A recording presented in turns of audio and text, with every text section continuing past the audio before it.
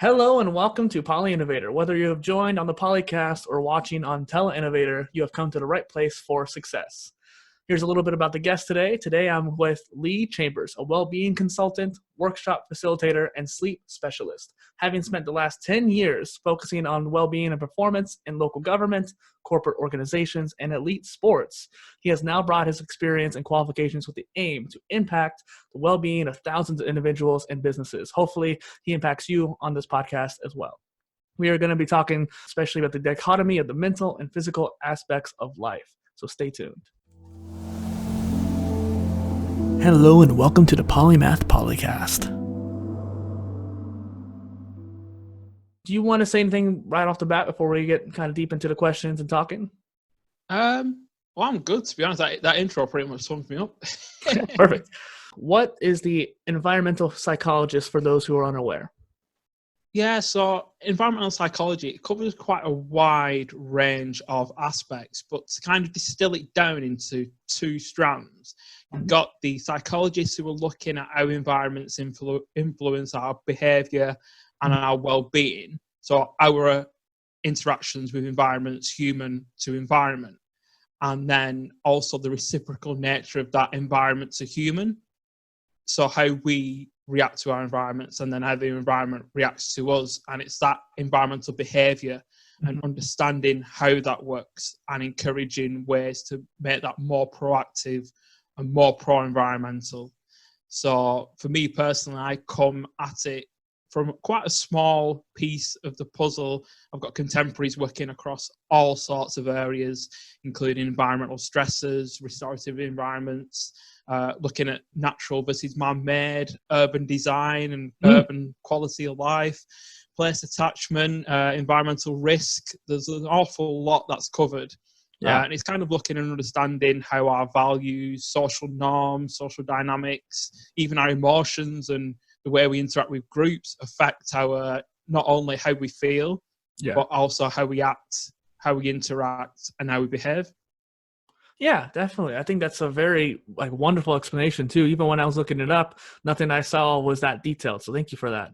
It's interesting too. Our environments really do make a big impact on us. One thing I've always been trying to focus on is minimalism in my own space. So making sure that I have a clean, organized space so that I'm not flustered or contained by all the stuff that's around me, so to speak.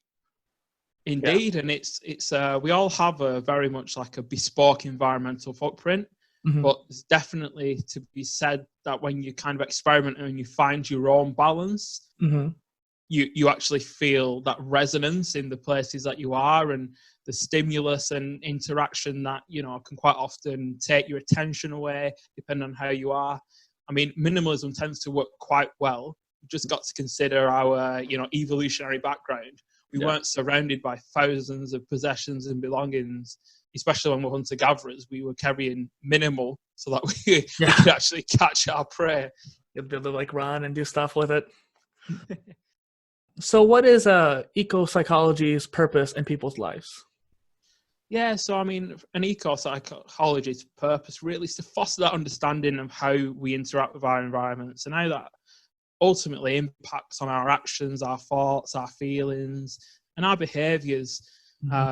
And to help kind of educate people around that, but also educate people how the bigger picture of our environments and our own personal behaviours, because it's very abstract.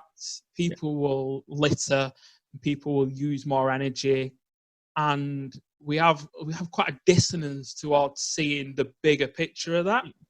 And again, when people are presented with graphs on climate change, it's just scientific data. It doesn't speak to us on a human level. So it's a big part of it is helping people understand how that glacier is melting. That's actually tangible. That's raising the sea level. Not far from you, there's someone who's suddenly going to lose their home. They're getting flooded.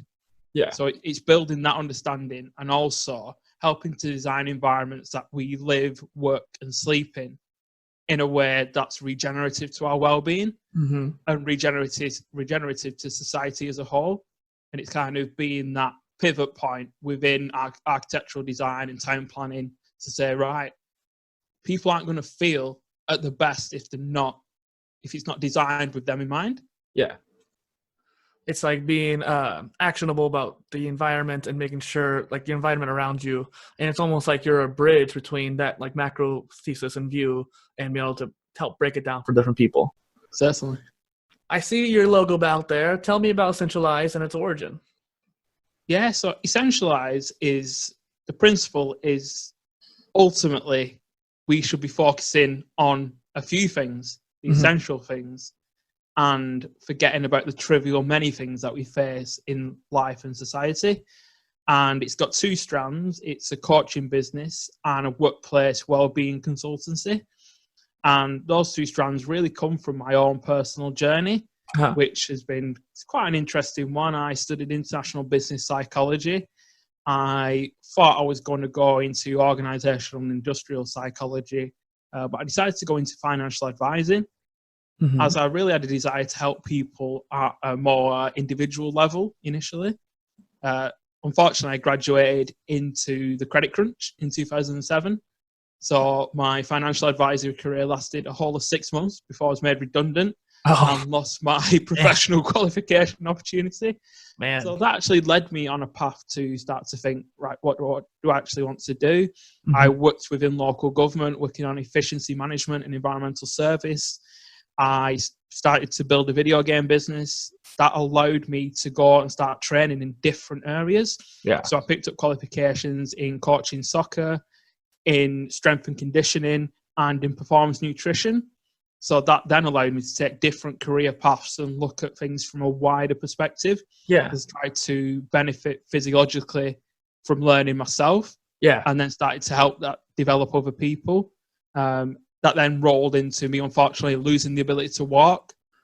And in many ways, that's how Essentialise was born, as I reflected on my experience of getting back on my feet, reflected on the experience of my qualifications and my experience of navigating different industries and organizations, and thinking, how can I really boil down the few things that make a difference performance-wise, behavior-wise, and deliver that not only to individuals, but to organizations as well. And really kind of build up that strength that you have built on your own life and others as well. Indeed, definitely. It's a big part of what I do, and that burning desire to increase the health outcomes of other people, to increase the well-being, so that not only feeling better physically and mentally, but the happier they spread that in the workplace, in their own relationships, in their everyday lives, and that positivity resonance kind of is what makes the world go around and makes the world a better place. And being more positive in general just makes you feel like a better person. Like when you get that kind of positive mindset, it really kind of spreads almost like a virus in a way, which is probably not the best word to use at this particular time of year, but I like that. I was even why in your head pushed you past it. You had to choose to be proactive instead of reactive, instead of complaining like, hey, why did this happen to me? What did I do to deserve this? You were like, what can I do instead? Like, what can I do to get myself out of a situation? What can I do to get better? That kind of thing. Yeah, and it's that kind of, when you take that ownership and accountability for your disease, suddenly it changes. You're not going to sit in that wheelchair taking your medication hoping. You start to optimize elements to see how much control can I take back. It's almost like you attack the disease like it attacked you. Yeah, you attack the disease. I like that. Kind of reminds me of Wim Hof too. There's actually a video I was watching not too long ago, something kind of similar situation where I think this guy broke an arm. I don't remember the exact story of what it was, but he was with his friend. His friend had broke his arm, and they were in the ambulance. And they were driving to the hospital, and at first, the friend who broke his arm was really upset, crying, getting reactive to it. And both of them were very stoic in their philosophy. I think this might have been a Stoicism podcast. And he told himself, something clicked. I shouldn't be acting this way, because if I'm upset and irate, the nurse will have a harder time helping me get better. If I'm calm and clear, especially in what I need from that nurse, I can communicate more clearly and have a better recovery and get back to where I need to be sooner. And it was that Stoicism philosophy that was able to make something click, just kind of like how you were saying in your story. So I thought that was amazing, that similarity. Yeah, there's definitely that element of sometimes you have to detach the emotion from it. It's like whenever you make mistakes or go through challenging times, if you keep the full emotion attached, then it blinds you from being able to, delve in and to find those little gems of usefulness from your mistakes and your failures. And I've been through challenges and made lots of mistakes, but actually being able to reflect back and not think, oh, I'm an idiot, oh, I'm a victim, and actually be like, what can I take from it? There's a reason why I made this mistake. Yeah. And what can I take for my future path, for my future? I kind of see it like climbing a mountain, and you're going to fall off quite a few times, but you'll definitely remember why you fell off. Yeah. And not make that same mistake. Yeah. Oh, I grabbed this spot. Let's make sure I grab somewhere else this time. That kind of thing. I remember thinking about different mistakes in the past and getting reactive about it. It's like, oh, why was I so stupid? Why did I make that mistake? And then, like you're saying, just making that shift and deciding what can I learn from this situation so it doesn't happen again. That kind of thing. Definitely. And we all have that negative self-talk sometimes. And to try and stop that is counterproductive, but it's letting that negative self-talk talk itself round to that mindset shift of, okay, so yeah, I do feel like a bit of an idiot, but actually let's just take a breath and think, right, what's good? Yeah. Because there's always some good, even in crisis, there's good. So my next question, you actually even kind of somewhat mentioned it earlier, is like, how do you see climate change affecting ecopsychology? It's a unique environmental problem. It's not like anything else that we look at in terms of psychology, because it's a place where if you look across the globe, there's a massive spectrum of opinion from people who are highly alarmed to people who actually completely dismiss it. Yeah. And to try and navigate that from a scientific point of view, we have in some ways, our job is to make it less scientific. Break it down. Because at the moment, it's a relatively new science. And the thing with new science is you generally get people at both ends saying, well, I've got evidence to say this, and I've got evidence to say this, because you can cherry pick studies to back up your opinion. And because it's delivered quite often as models, people don't relax. If you give them some stats, they're a bit like, If you give them some kind of scientific modeling, they're like, that's not relevant to my everyday life. And there's a psychological distance element.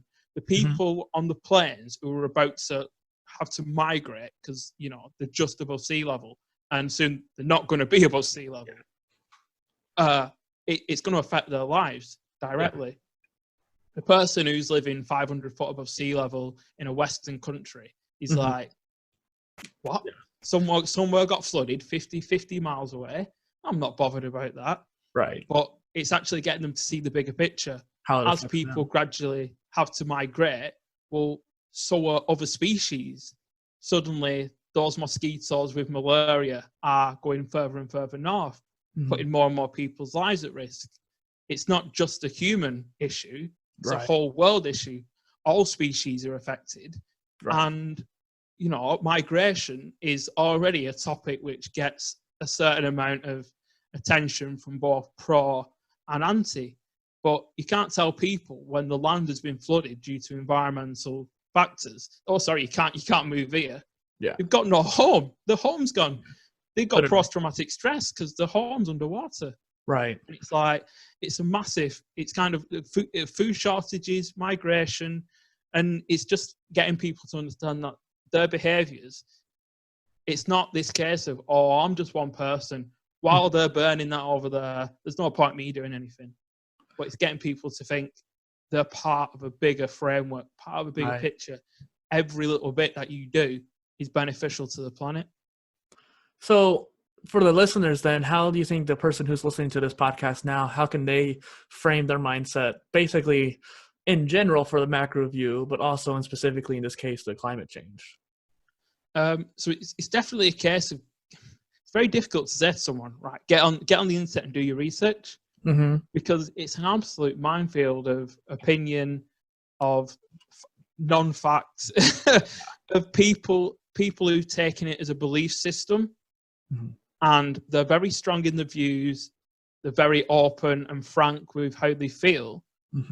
And again, because of the system of it being so new, you can back up your principles and elements. And because we only tend to see like the weather in seasons, and very few of us live near areas that are directly affected.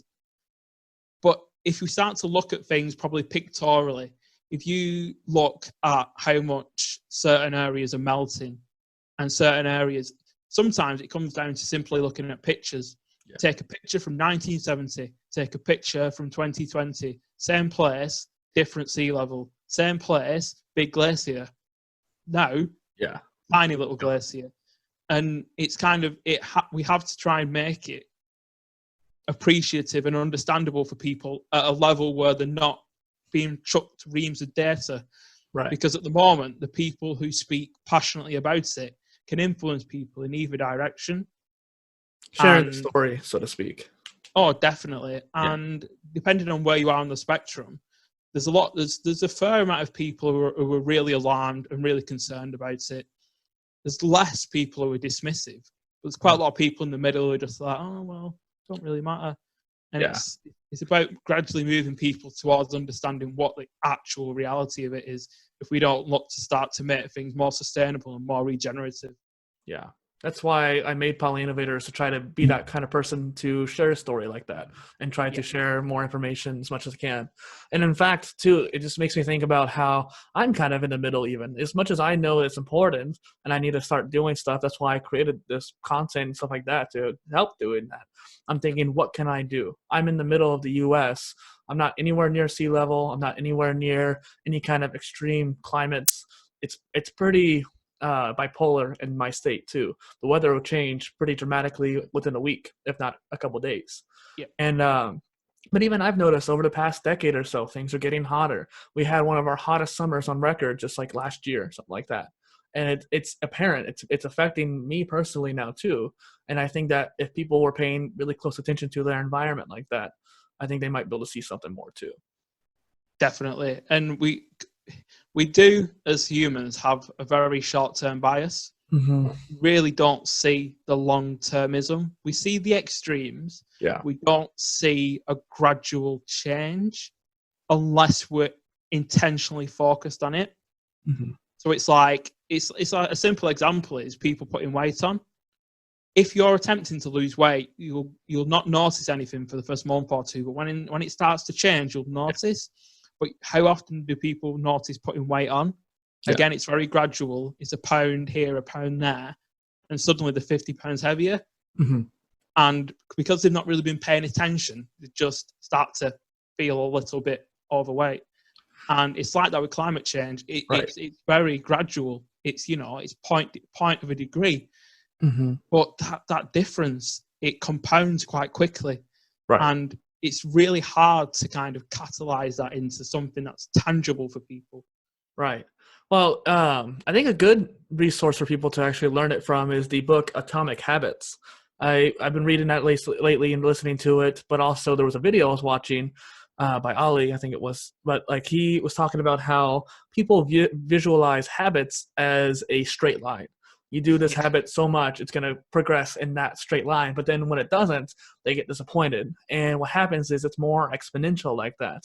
The actual progress will be very slow for quite a long time. And then once it compounds just enough, like your bank account with money in it, it'll just go bigger and bigger because it just starts building up with that compound interest. And so people need to see things like climate change or their habits and the way their systems of their life interconnect and how they change for the good or worse exponentially like that.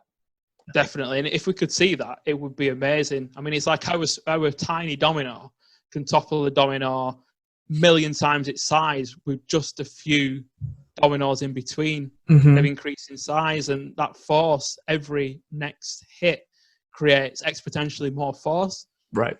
And there's like that in so many areas of our lives. But again, because we tend to be we have a short attention span. We like simple systems and we like things to have short-term gain. That's how culture is. That's how business is. I'm fighting against that on a regular basis. Yeah. But having a look at the long game, it's like, oh man. I mean, that's big, massive part of how we become more balanced as people, to realize that short term, if if you ate a cake and it made you 20 pounds heavier, now people wouldn't eat the cake. But because it's compounding, people just eat the cake and think, oh, it's a little thing. And it's like, really, we should be looking plus one, little things to make us better, instead of -1, because they compound really quickly, especially if you compound a small amount of positive things across a number of areas, which is a massive part of what I do. Yeah. Well, and it makes it, I'm glad you do that for people. And I think that's a very massive point. And I want people listening here to take that in. One thing I even talk about, like you just said, is that 1%, that kind of small change, a small plus over and over again, the self-improvement, as it were, that consistency of it. When you get that 1% little by little, one point you made about the whole dominoes really kind of going one after the other like that. It reminded me, I actually teach aquatic exercise. So you're talking about hydrotherapy when you were in your recovery phase. Yeah. I help people through a lot of situations like that. I'm not a physical therapist, but I am personal trainer, water boost instructor, swim instructor. And one of the things I teach is how to push off the wall when you're swimming. And one of the things I talk about is the sequence of steps for that particular movement, the glide. And if you skip one of the steps, it can really mess up and have ramifications in your swimming, especially in your breathing and mental clarity and just being calm in general. So I always tell my students, hey, take a step back, make sure every step is followed, because they're like dominoes. They hit each other, one will fall out of the other, and you take one out, what happens? They're like, it doesn't fall down. Exactly. So make sure you do every step and continue on.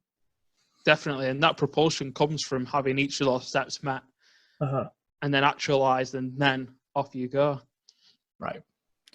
All right. So let's go on to another question here. One thing I really wanted to talk to you about is that you are a sleep specialist, and I would like to know more about that. I spent a lot of time looking into chronotypes, circadian rhythms, neurochemistry. I want to get kind of your feedback on that. Yeah. So a big part of what I do is how to integrate sleep, nutrition, mindset, movement, and habits together, because they, again, compound when we look at them as a whole, as an integrated framework.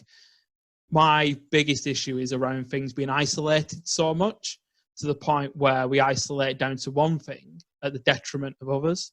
Right. So part of my training is, as I decided I wanted to go into this area where I look at people's energy from a physiological point of view. I had qualifications in strength and conditioning coaching. I had qualifications in performance nutrition. Sleep for me is the fundamental driver of performance and health. So I needed to get myself qualified in that area. So off I trotted to a course where I was with all health professionals. I was the only non-health professional on the course. But that kind of led me to understand areas around respiratory sleep illnesses and just how to, promote positive sleep practice. So yeah, I mean, we all have such a bio-individual sleep need. Yeah. And like you say, we have our own chronotypes that is biologically wired. You were either one of the early sleepers, so you were up nice and early in the morning to protect the tribe, or you were the person who was sat there out when it went dark, making sure we weren't prey, but then sleeping into the early morning and getting you rest. And it's crazy how society's decided, well, you have a socially demanding wake-up time for school or for work, and that is one time. And if you fit that, perfect. If you don't fit it, you're being heavily underutilized, because you've either wasted 3 hours of your productive day not at work, or you spend the first 3 hours of your working day not productive because you're not even awake yet. Yeah, exactly. And it's just like for me, I work in workplace environments. People spend roughly 40 to 45 hours in a workplace environment. It needs to be regenerative. On the other side of what I do, your sleep environment, people spend around 55 hours a week in the sleep environment. Well, that's 100 hours of your week that you spend either in a workplace environment or a sleep environment. And people don't take the time to optimize them. And companies need to understand that it's part of their job to build a culture where that's optimized, because people are spending, 2/3 of their life either in a sleep or a workplace environment. And everything is focused around, the design of a vehicle, which you spend a few hours in, or your living room, which you spend, 10, 12 hours in a week. It's like the balance isn't there. Yeah. So for me, sleep is a massive part of what we do because we spend so many hours there. Our sleep environments are vital, and understanding how we build routines that, promote optimal sleep, we start to understand our own, bio-individual sleep need, and we start to build sleep environments that are perfect for our needs, whether it be temperature, from the bedding and the pillows and the mattresses and stuff that we use, to who we sleep with, to, building an environment that's dark enough, making sure we've got a certain sleep routine that works for us, and just making sure we're sleeping in the periods where we are, and trying to make our lives bespoke where possible. And maybe through flexible working, that's happening for a lot of people through the current, crisis. Right. This is an opportunity for companies to step back and think, maybe this person was underutilized because they're doing all the work at midnight and whatnot.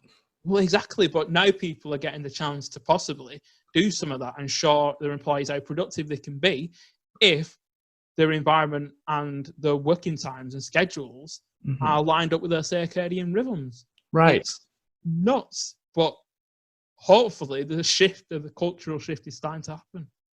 I was actually talking to someone about education and how schools might be changing now due to the whole crisis, and how if, for example, there's a snow day in the future, instead of just canceling school, they would just transfer over to Zoom or something like that.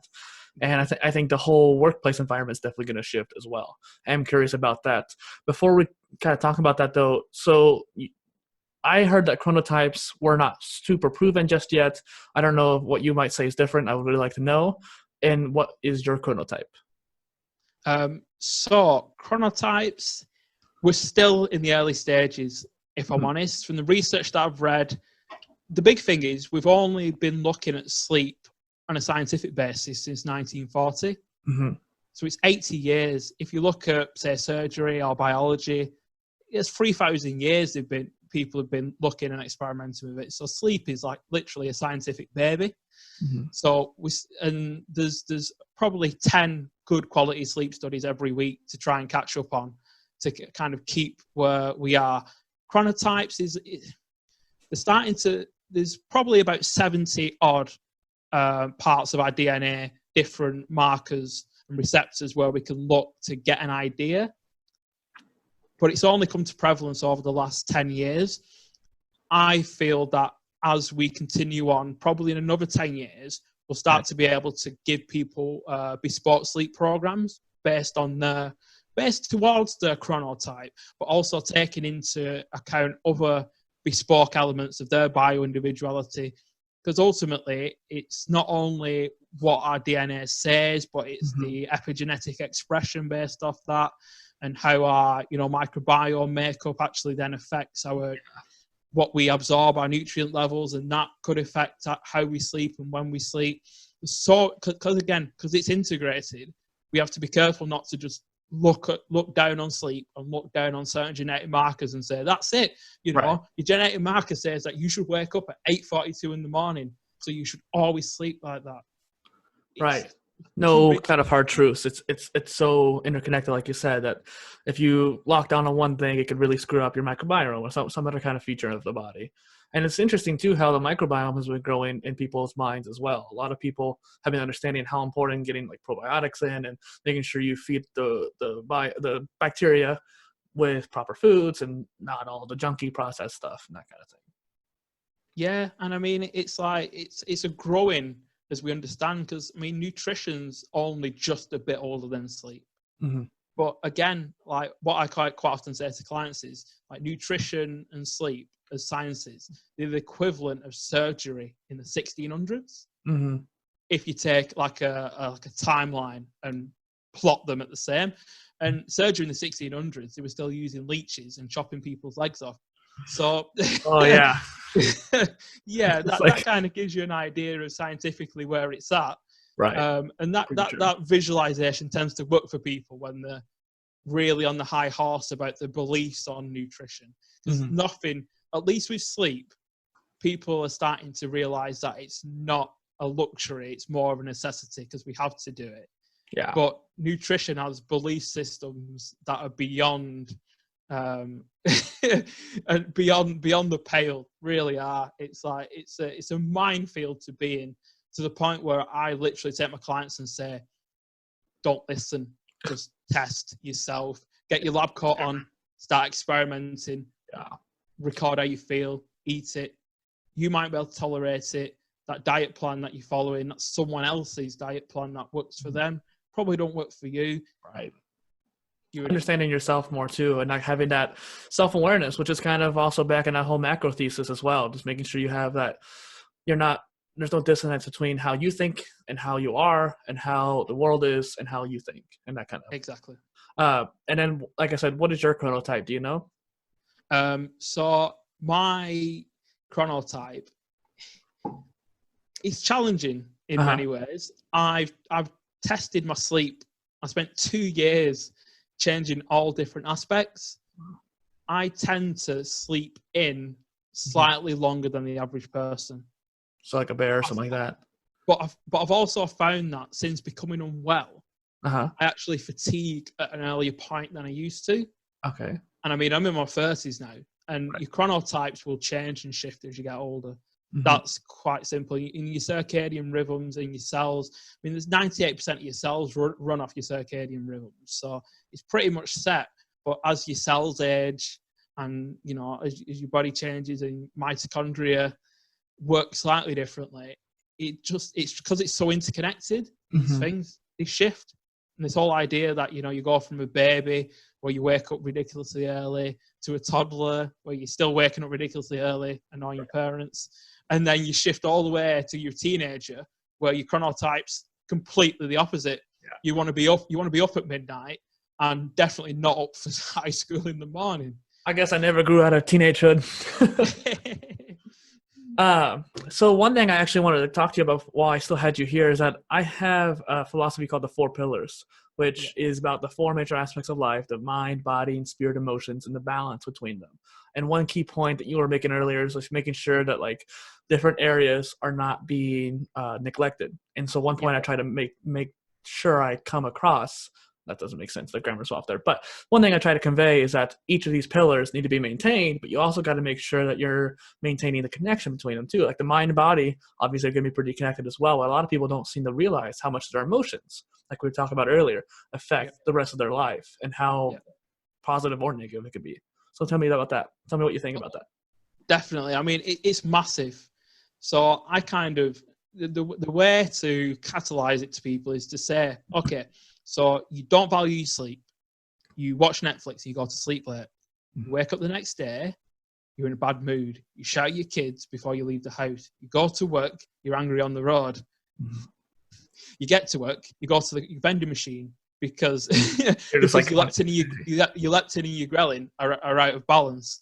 You eat that, your blood sugar rises, you get happy for half an hour, it drops again. You're even grumpier this time. You cause conflict in the workplace. You start making mistakes. Your boss has a go at you. You get even more angry. At dinner, you don't go and choose a healthy option because you're still furious. And it's just like your microcosm for your life. And if you live it like that every day, it's that compounding downward spiral. It affects your relationships. It affects your parenthood. It affects how you react to people. Suddenly, you take things the wrong way. You get blind. You get these blind spots, and someone will compliment you, and you won't even know how to take it because you're still on that reactive, that negative, and it just puts us on the back foot permanently. And it's to see that that's an integrated process. Everything's compounding downwards from one decision. And I kind of almost say it's like how big healthcare works. We're going to create one pill to solve one thing, but it has 10 side effects because it's not looking at the integrated nature. Right. And obviously, the thing that interested me when I originally came across you is my idea of a polymath is this principle of having an integrated framework of many things rather than an isolated focus on one. Because we're in a world where everyone is trying to niche to the point where we choose one thing.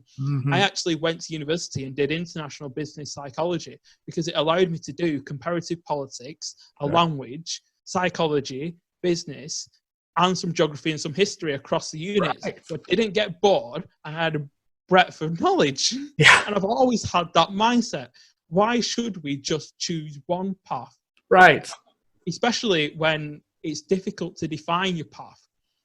in the first place and have that direction at a young age, unless we've got high levels of emotional intelligence and someone to coach us to make sure we're choosing the right path. Exactly. And ironically, that was one of the questions I was going to ask you too. Like, what is your opinion on like a polymath? How would you define it? So thank you for answering that question right there. That's perfect. Especially considering the fact that, like you said, unless you have kind of a really well understanding of yourself, especially when you're young, you're not going to know what you want to do in life. Especially you might even decide, I want to be this particular role, this particular career. 20 years down the line, you might change your mind.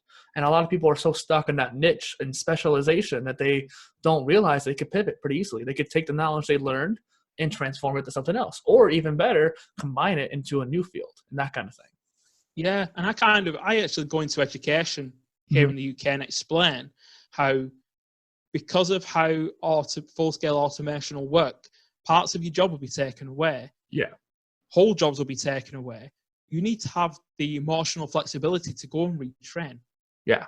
You can't be stuck believing you are what you are because you once trained to be that. Your job's probably not going to be there. Right. You're not going to have that job for life, that career for life. You're going to have a portfolio career. You're going to have to look at the transversal skills in between all these careers, build them so that you've got the resilience to go and train again when your job's taken away. And I actually roll out like a comedy idea of, George, he's a truck driver, but unfortunately, after 10 years of trucking, his truck is now a self-driving truck. Oh, yeah. So he goes and trains to be a yoga teacher, and he gets really good at that, and he's now teaching classes of men yoga. But after 10 years, there's a bunch of sensors that all the participants can put on that will tell them about where they're holding the positions much better than George can with his eyes. Right. So George has to go and retrain as a creator of 3D virtual worlds. And he does that for 10 years, retrains again, he loves it. But then, and after another 10 years, there's algorithms that can make better 3D worlds than humans can. And that's his life. But that is going to be the life of someone coming out of education today. Right. You need to have the skills in between and the understanding that you're going to need to retrain. You're going to need to be more than what you are. You're going to need to do something else. So why do we have this still, train to be one thing mentality? It's counterproductive. It all stems from the Industrial Revolution. The companies who wanted to have these specialist workers partnered up with the governments, but specifically US and UK, I would say, and really try to get everyone to be specialized in that way. And we've had that same classroom situation for the past 100 years.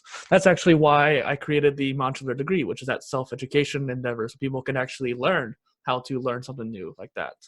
And I think that ecopsychology is really important for that, having that macro understanding, because you don't know where you're going to be in 10 years, like you said multiple times too, multiple careers. And in fact, I do think that there's a certain essence behind planning ahead for that potential new career that you might go into. You can't always prepare for everything. You can't future-proof everything.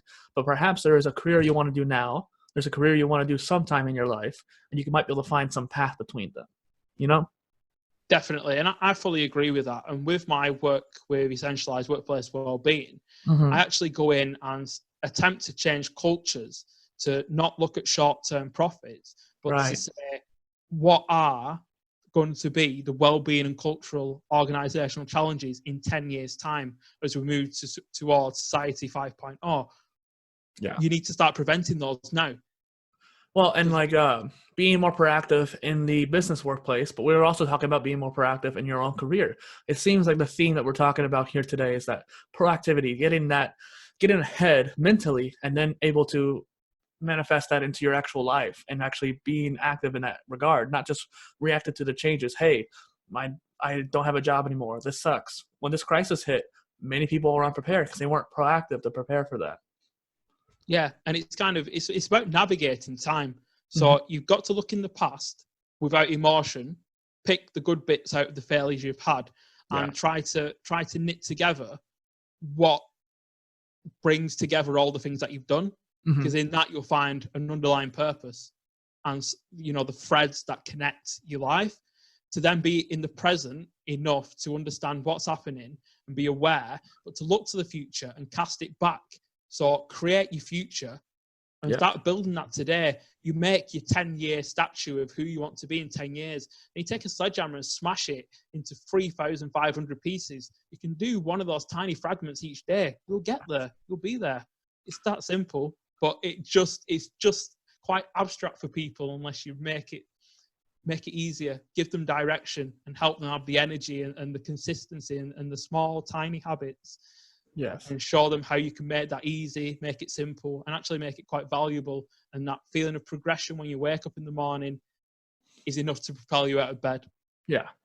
Are you able to get up? And even like, that's a perfect example too. I am super motivated to make these podcasts. I really love content creation. I'm building PolyInnovator to be the basis for every career that I want to do in life. I know that, like we're talking about, we're going to have multiple careers. We're going to be changing. We're going to be doing things. We may be able to have one that lasts multiple decades if we're lucky, but if not, we need to be prepared for it. I was trying to build this PolyInnovator as my personal brand to be the basis for all those potential careers. Sometimes when I wake up, I don't want to get out of bed and go work on creating content. Even though it's a passion of mine, it's hard to get that mindset and given that shift, especially daily too, no less. So I totally get what you're saying. Yeah, I mean, it's challenging, and there's definitely no doubt about it. You would be a very unusual human being if everything felt amazing all the time. Right. But it's when you start to kind of hook in to what you're here to do, what your mission is, and what you're trying to bring. And when people start to become innovative and creative and have that insight that they actually want to change the world or make something different or really have an impact, that really suddenly becomes that Ikigai, that fuel. Why are you waking up? And you're able to channel that in a way which it's incredibly powerful. But again, you have to kind of have that self-awareness to bring it and the responsibility to start implement it into your life. And it's simple things like morning and evening routines quite often, because most people don't have control over the middle of the day. Yeah. You do have the control about what you consume in the morning. And I always say to people, before you jump onto social media, onto the news, into other people's worlds, stay in your world for a little bit, meditate, pray, silence, read, journal, just stay in your world for a little bit so you have that understanding and that positivity. You can then take that resonance travels through your day.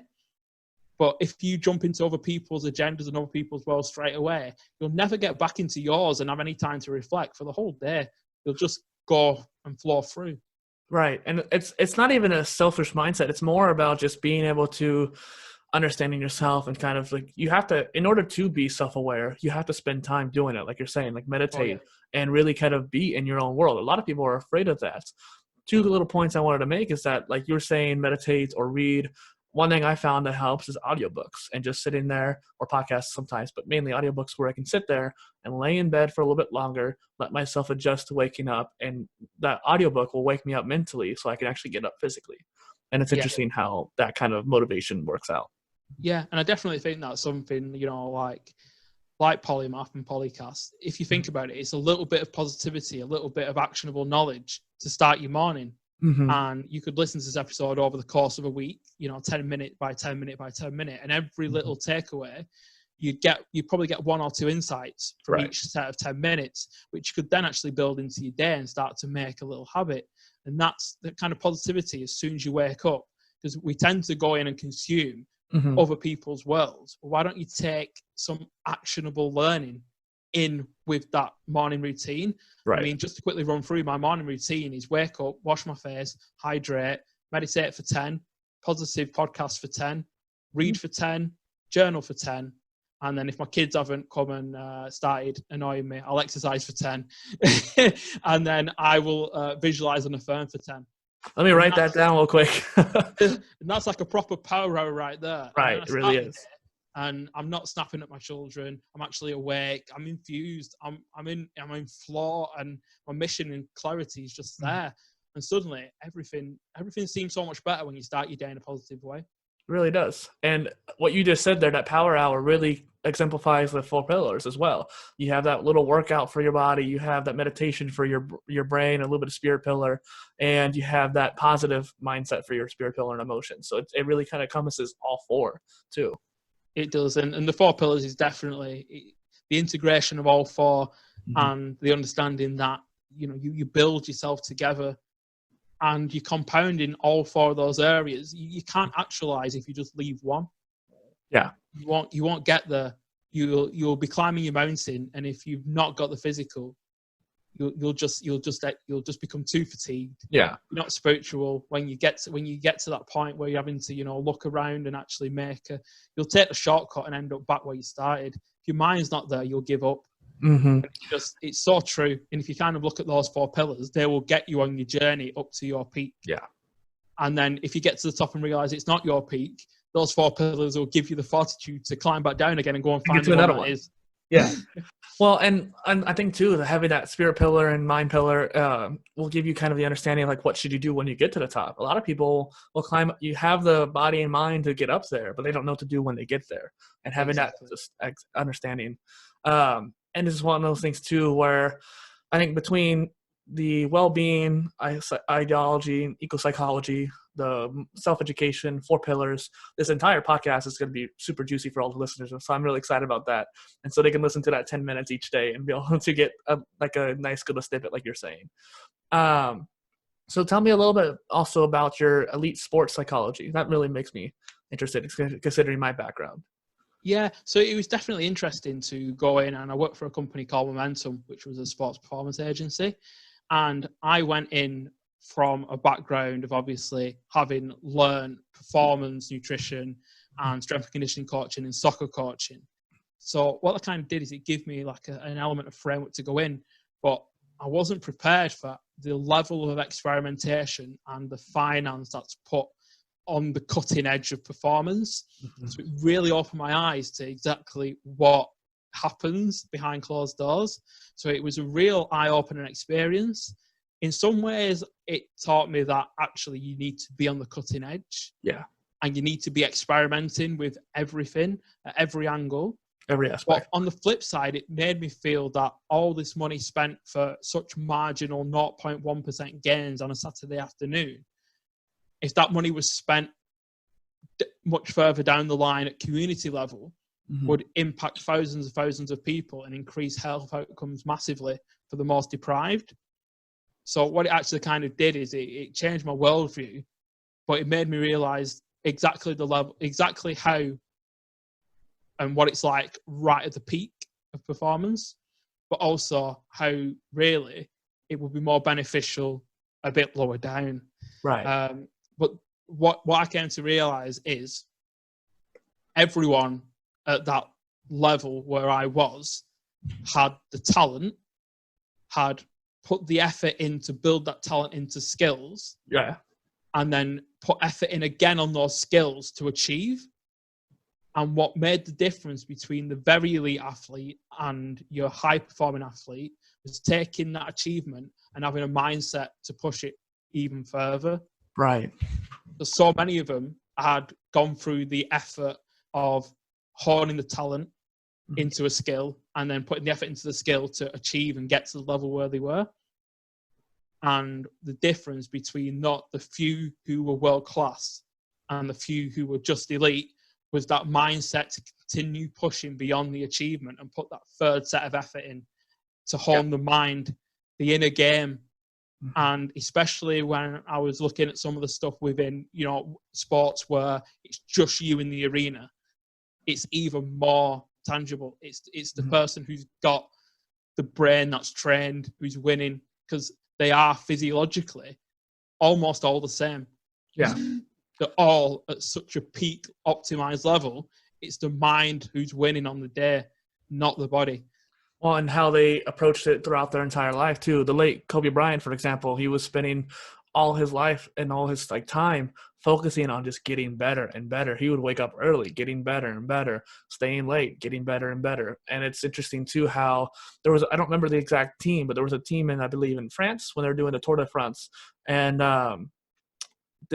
they were doing terrible. Like everyone thought they were just not really that great of a team. They didn't think they were going to win.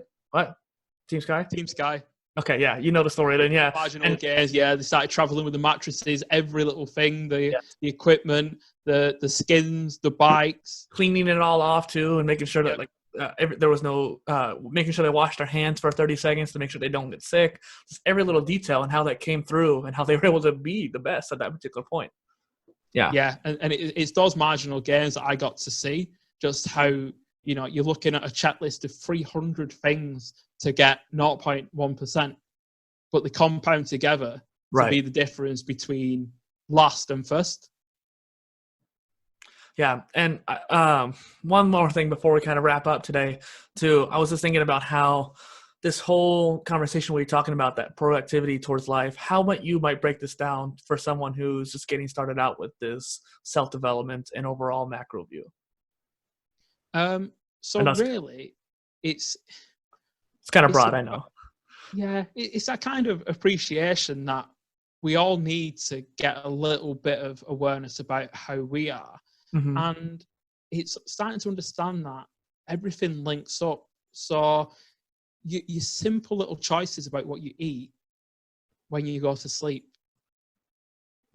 Yeah. And if you want to become more, if you want to, because so often we do stuff based on how we feel. Mm-hmm. And our feelings become our actions and our action becomes our identity. And really what you want to do is decide who you want to be and then base your actions on that, and your feelings should come at the end. Because if we do as we feel, well, to be honest, we're always going to prefer the cake over the kale. Yeah. We're always going to prefer chilling out on the couch over going to the gym. It's just, we are wired for comfort. Mm-hmm. But if you want to develop, you need to get outside that comfort zone.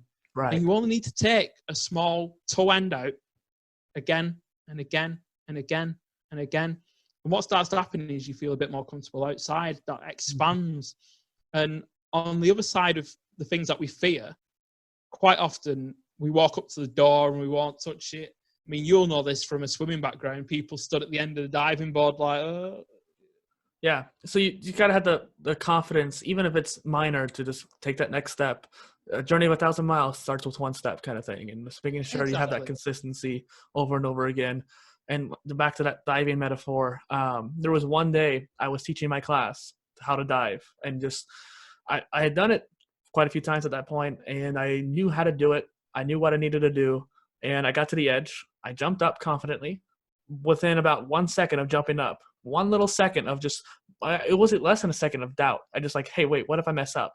And that one little microsecond of doubt caused me to slam on my side instead of diving in, and have a big welt on the side of me and that kind of thing. And I told my class, that's what you're not supposed to do. And I did an improper example, but essentially that just little microsecond of doubt caused me to fail. And I learned from that mistake. I made sure that every other time after that, and every student I taught after that knew that lesson, knew that story, and just kind of making sure that you have that same application to different parts of your life, like you're saying. Oh, definitely. And we learn through stories. Mm-hmm. And the fact that you went out and said that's how you don't do it is exactly the kind of mindset that you need to, rather than beat yourself up and say, oh, well, some people would have been incredibly defensive and said, well, so yeah, it's kind of, we've got to try and be the example that we wish to set. Mm-hmm. And more often than not, from like a training perspective, for me, it's about showing other people how I'd like them to be rather than telling them. It's for me to build awareness and help them build the responsibility, and kind of understanding that consistency is everything, and it's such small changes. People seem to think it needs to be massive. Yeah. It's not everything small. It's that small compounding. It literally at the point where, you know what, just put your exercise clothes on. Right. So much closer to exercising just with clothes. And you having clothes cognition. So suddenly when you put the exercise clothes on, you're a bit more of an exerciser. Yeah, it's a mental shift. So tiny, but it's just that shift in that mindset, shift in that culture. And you can be, I mean, our potential is limitless. It really is. It's actually unknowable. We don't know where our potential lies. And once you start on a journey to chase it a little bit, and you see that these things compound, and you go on that upward spiral, suddenly life just, it opens up in front of your eyes. You've just got to have that faith. It's almost like opening that door to fear, that one that you stood in front of thinking, I'm scared. Okay, you open it, you step through amazing things on the other side, and you're like, oh, I was even afraid. Yeah. you couldn't do it, kind of thing. Oh, yeah. So before we wrap up, let's say, what does your consultancy offer to people to hear on the podcast? Yeah, so we offer individual coaching, Okay. where we effectively help you find your direction, look at the reasons behind your goals, and get real clarity on where you want to go. We then help you build the energy to set off on that journey by looking at your sleep, your nutrition, and your movement, and experimenting to get a plan that works for you.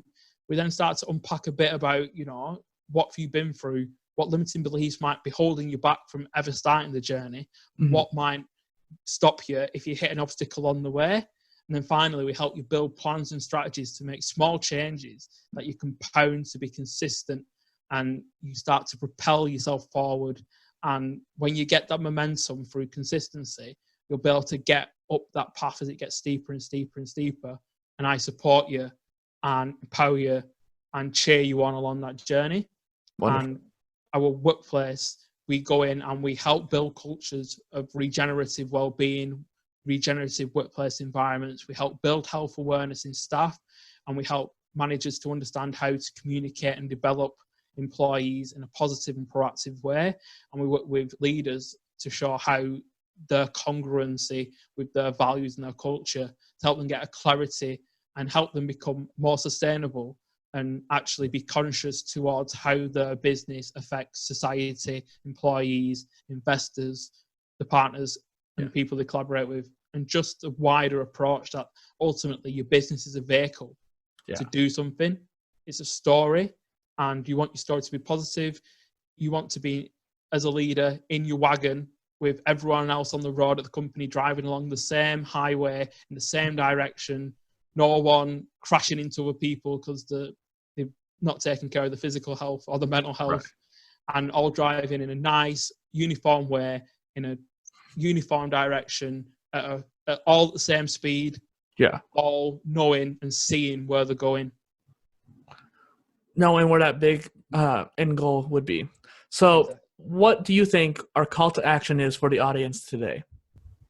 So I would say the call to the action is go to my website, read my blog, and just start to change little things positively, and start to just understand how little negative actions build up the same way as positive actions do. Start that proactive shift, so to speak. Yes. And so where can people find you? So you can find me at leechambers.org or on Instagram at Essentialise Coach, and Twitter at Essentialise. All right. I'll make sure I'll have some links in the description. So Lee, thank you for being on the PolyCast today.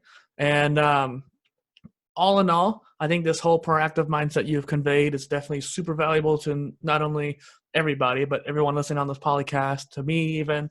And so I thank you for helping me on that too. You helped me learn something new. So thank you.